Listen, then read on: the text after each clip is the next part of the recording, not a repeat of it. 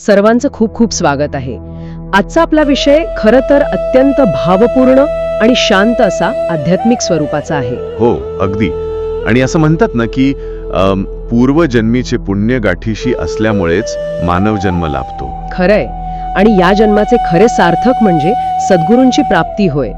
याच भावनेतून श्री स्वामी चरित्राचा हा जो दिव्य प्रवास आहे ना, तो पुढे सरकतो.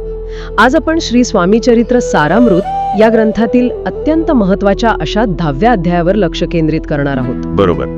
आणि हा जो आजचा आपला अभ्यास आहे तो मूळ ग्रंथ श्री बाळप्पा महाराजांचे चरित्र आणि काही ऐतिहासिक संदर्भांवर आधारित आहे. म्हणजे आजचं आपलं उद्दिष्ट हे आहे की भौतिक सुखांचा त्याग करून आध्यात्मिक शांतीच्या शोधात निघालेल्या एका व्यक्तीचा म्हणजे बाळाप्पांचा प्रवास आपण समजून घेणार आहोत. आणि वेगवेगळ्या कालखंडातील घटनांचे धागे शेवटी श्री स्वामी समर्थांच्या चरणी कसे जुळतात याचा शोध घेणार आहोत. अगदी बरोबर.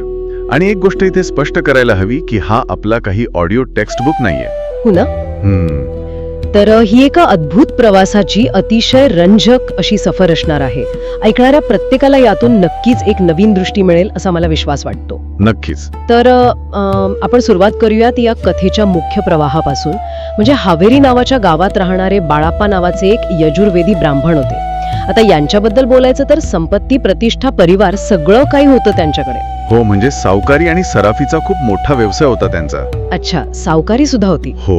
पण आश्चर्य म्हणजे वयाच्या अवघ्या 30व्या वर्षी त्यांच्या मनात अचानक वैराग्य निर्माण होतं. त्यांना या संसाराचा भयंकर कंटाळा येतो. एक मिनिट, वयाच्या 30व्या वर्षी म्हणजे हे तर तारुण्याचं वय आहे. तेच तर. हा संसार क्षणभंगूर आहे. मृत्यूनंतर धन, दारा, पुत्र कोणीच कामी येत नाही असे विचार त्यांच्या मनात सतत घोळत राहतात. त्यांना सद्गुरूंची ओढ लागते. म्हणजे मनाला अजिबात शांती नव्हती त्यांच्या. अजिबात नाही. आणि याच अस्वस्थतेत त्यांना सलग 3 रात्री एक अद्भुत स्वप्न पडतं. बापरे, सलग 3 रात्री. काय स्वप्न होतं ते? एका सुवर्णाच्या म्हणजे सोन्याच्या ताटात पंचपक्वान्य भरून त्यांच्या समोर आणली जात आहे तसं त्यांना दिसतं. आणि हे केवळ स्वप्न नव्हतं, मग तो साक्षात सद्गुरूंचा संकेत होता. आणि तो संकेत मिळता क्षणात त्यांनी निर्णय घेतला की घरदार, मायामोह सगळं सोडून आता फक्त सद्गुरूंच्या शोधासाठी निघायचं. ठीक आहे. आपण हे थोडं उलगडून पाहूया. कारण आजच्या काळात एखाद्याने करोडोंचे कॉर्पोरेट पॅकेज सोडून मनशांतीसाठी अचानक हिमालय गाठल्यासारखं हे आहे. हो, अगदी तसंच. बाहेरून पाहणाऱ्याला हा निव्वळ वेडेपणा वाटू शकतो ना. सगळं काही छान सुरू असताना असं का करावं? यात सर्वात लक्षवेधी गोष्ट हीच आहे. ते जे स्वप्न होतं ना, तो काही नुसता भास नव्हता. आपण जर आध्यात्मिक दृष्टीने पाहिलं तर सोन्याचे ताट हे शुद्धतेचे प्रतीक मानलं जातं. अच्छा. आणि ती जी पंचपक्वान्य आहेत ती आध्यात्मिक भूक भागवणाऱ्या ज्ञानाची रूपक आहेत. म्हणजे ती प्रत्यक्ष अन्नाची भूक नव्हतीच. अगदी बरोबर. जेव्हा भौतिक सुखांची भूक पूर्णपणे संपते तेव्हाच खऱ्या अर्थाने परमार्थी मार्गाची भूक लागते हे यातून सिद्ध होतं. खरंय. आणि मग या हाकेला त्यांनी कसा प्रतिसाद दिला? त्यांनी घरात फक्त एवढंच सांगितलं की सोलापुरात काही काम आहे. आणि असं खोटं सांगून ते सत्याच्या शोधात कायमचे बाहेर पडले. सोलापुरात काम आहे. बापरे, म्हणजे एवढा मोठा निर्णय आणि कारण किती साधं दिलं. पण हेच दाखवतं की त्यांचा भौतिक जगाशी असलेला संवाद संपला होता. हो.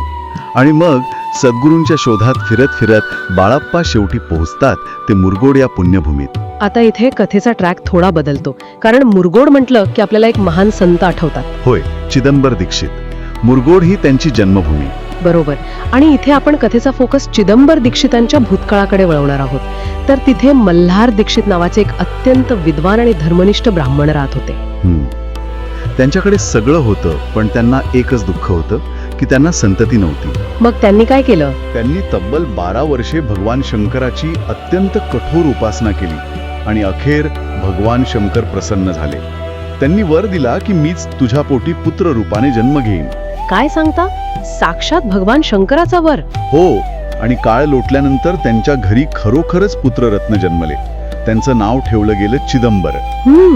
म्हणजे लहानपणापासूनच ते चमत्कार करत असतील ना? हो तर. त्यांच्या लीलांनी लोक अक्षरशः विस्मित होत असत. यातली एक घटना खूपच प्रसिद्ध आहे. एकदा गजगौरी पूजेमध्ये एक मातीचा हत्ती तयार केला गेला होता. मातीचा हत्ती? बरं. आणि चिदंबर दीक्षितांनी तिथे मंत्रोच्चार सुरू केला. आणि काय आश्चर्य, मंत्रोच्चार सुरू होताच त्या मातीच्या गजाला म्हणजे हत्तीला चक्क प्राण प्राप्त झाले. बापरे. तो हत्ती खरोखर चालू लागला सर्वजण तिथे स्तंभित झाले. लोक म्हणू लागले की हे साधे बालक नाहीत, हे साक्षात शंकराचा अवतार आहे. एक मिनिट, मला इथे खरंच आश्चर्य वाटतंय. मातीच्या हत्तीला जिवंत करणे हे एखाद्या सिनेमातल्या सर्वात मोठा प्लॉट ट्विस्ट सारखं आहे. त्यामागे काही मोठा उद्देश होता. जर आपण याला थोड्या व्यापक दृष्टिकोनातून पाहिलं ना, तर मातीच्या हत्तीत प्राण फुंकणे हे केवळ एक जादूगर असण्याचं लक्षण नाहीये. मग काय आहे? ती खऱ्या अर्थाने प्राणप्रतिष्ठा आहे. हे एका गोष्टीचं रूपक आहे की आपले जे सद्गुरू असतात ते आपल्या जड आणि निर्जीव झालेल्या मनालाही चैतन्याचा स्पर्श करून जिवंत करू शकतात. अच्छा, म्हणजे आपण सगळेच त्या मातीच्या हत्तीसारखे असतो तर. वरून जिवंत पण आतून निर्जीव. अगदी तसंच. आणि सद्गुरूंच्या ज्ञानाचा स्पर्श झाल्यावरच आपण खऱ्या अर्थाने जिवंत होतो. किती सुंदर अर्थ आहे यात. पण जशी ही दैवी शक्ती निर्जीव वस्तूंमध्ये प्राण फुंकते ना, तशीच ती अहंकारी सत्तेलाही जमिनीवर आणते. आणि इथेच आपण चिदंबर दीक्षितांच्या आयुष्यातल्या दुसऱ्या एका मोठ्या घटनेकडे येतो. हो, तो यज्ञातला चमत्कार. अगदी बरोबर. तर चिदंबर दीक्षितांनी एका महायज्ञाचे आयोजन केले होते आणि यज्ञात आहुती देण्यासाठी अचानक तूप संपतं. आता यज्ञात तूप संपणे हे मोठं विघ्न मानलं जातं. पण दीक्षितांनी काय केलं माहितीये? त्यांनी तिथे असलेल्या पाण्याच्या घागरींना फक्त स्पर्श केला आणि त्या सर्व पाण्याचं रूपांतर क्षणात शुद्ध तुपात झालं. बापरे, म्हणजे हा तर अचाट चमत्कार आहे. होय. आणि या त्यांच्या सिद्धीची कीर्ती वाऱ्यासारखी दूरवर पसरली. आता याच काळात पुण्याचे रावबाजी पेशवे अन्यायाने राज्य करत होते. रावबाजी पेशवे, जे प्रजेला खूप लुटत होते. अगदी तेच. जेव्हा त्यांनी दीक्षितांचा हा महिमा ऐकला तेव्हा ते त्यांच्याकडे मदतीची याचना करण्यासाठी आले. त्यांना वाटलं असेल की आपल्या सत्तेपुढे संतही झुकतील. पण दीक्षितांनी त्यांना तिथे स्पष्ट सुनावले. ते म्हणाले, आईश्वर तुझ्यावर कोपला आहे आणि तुझी राज्यलक्ष्मी लवकरच नष्ट होईल. आणि तसेच झाले सुद्धा. पेशव्यांना आपले सर्व राज्य गमावून ब्रह्मावर्तात अतिशय परतंत्र आयुष्य जगावे लागले. पण मला इथे एक प्रश्न पडतोय, या सगळ्याचा नेमका अर्थ काय? म्हणजे काय अर्थ? ईओला कंपनीच्या बोर्ड ऑफ डिरेक्टर्स कडून रातोरात पदावरून काढलं जातं, तसाच हा ईश्वरी न्याय होता का? कारण सत्तेचा कितीही मोठा गर्व असला तरी सत्यासमोर तो टिकत नाही. बरोबर. यावरून एक अतिशय महत्वाचा प्रश्न उभा राहतो जो आपण समजून घेतला पाहिजे. कोणता? खरे संत कधीच सत्तेच्या किंवा पैशाच्या दबावाखाली येत नाहीत. दीक्षितांचे ते शब्द हा केवळ रागातून दिलेला शाप नव्हता. अच्छा, मग काय होतं ते? रावबाजींनी जे कर्म केलं होतं ना, त्याचा तो अपरिहार्य परिणाम होता. संत हे केवळ आरसा दाखवण्याचं काम करतात. निसर्गाचा नियम ते आधीच पाहू शकतात. खरंय. आणि ज्या संताकडे पाण्याचं तूप करण्याची ताकद आहे त्याला कोणत्याही सत्तेची काय गरज असणार? अगदी बरोबर. पण आता इथेच हा विषय खऱ्या अर्थाने रंजक होतो. कारण या सगळ्या ऐतिहासिक आणि दैवी घटनांचा बाळाप्पांच्या सद्गुरू शोधाशी कसा संबंध जुळतो, इथेच या कथेतील सर्वात मोठा उलगडा होतो. हो, आणि त्यासाठी आपल्याला अक्कलकोटला जावं लागेल. बरोबर.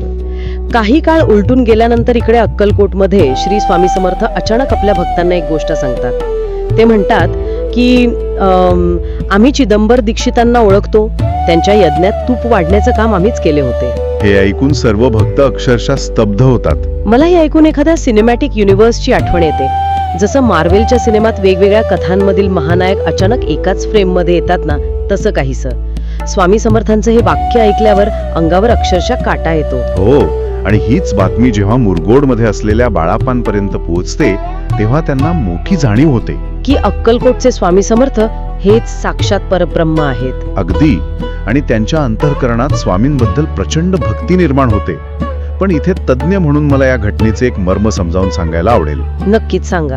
काळ आणि स्थळ या गोष्टी महापुरुषांना कधीच बांधून ठेवू शकत नाहीत. स्वामी समर्थांनी त्या यज्ञात केवळ उपस्थिती लावली नाही, मग अरे बापरे, साक्षात ईश्वरी अवतार आणि वाढप्याचं काम. हेच तर ते रहस्य आहे. हे दर्शवते की सर्वोच्च ईश्वरी शक्ती कधीही मोठेपणा मिरवत नाही. ती नेहमी सेवेच्या रूपात वावरते. खरंच, अहंकार हीच सेवा, हीच सर्वोच्च भक्ती आहे, हा संदेशातून मिळतो. हो, आणि याच क्षणी बाळाप्पांच्या त्या एकाकी प्रवासाला आणि शोधाला योग्य दिशा मिळते. आणि मग ते अक्कलकोटला जाण्यास प्रवृत्त होतात, जिथे ते पुढे स्वामींचे निस्सीम भक्त बनतात. आणि आपल्याला माहीतच आहे की पुढे बाळाप्पा मठ सुद्धा स्थापन होतो. अगदी बरोबर. तो सगळाच प्रवास खूप विलोभनीय आहे. खरंच, बाळाप्पांच्या त्या सोन्याच्या ताटाच्या स्वप्नापासून सुरू झालेला प्रवास चिदंबर दीक्षितांच्या मातीच्या हत्तीला जिवंत करण्याच्या अचाट लीला आणि शेवटी स्वामी समर्थांची काळाच्या पलीकडील ती वाढपी म्हणून असलेली उपस्थिती, हा सर्व एकच ईश्वरी खेळ कसा होता हे पाहिल्यावर खरोखरच मंथक्क होतं. हो, कारण आपण ज्याला केवळ योगायोग समजतो ती खरं तर ईश्वराने आखलेली एक परिपूर्ण साखळी असते. अगदी खरंय. आणि आजच्या या चर्चेच्या शेवटी श्रोत्यांसाठी मला एक विचार करण्यासारखी गोष्ट इथे मांडायची आहे. नक्कीच.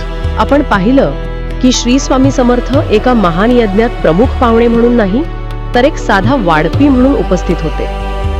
ईश्वरी शक्ती अनेकदा अशाच अज्ञात आणि नम्र रूपात आपल्या आजूबाजूला वावरत असते.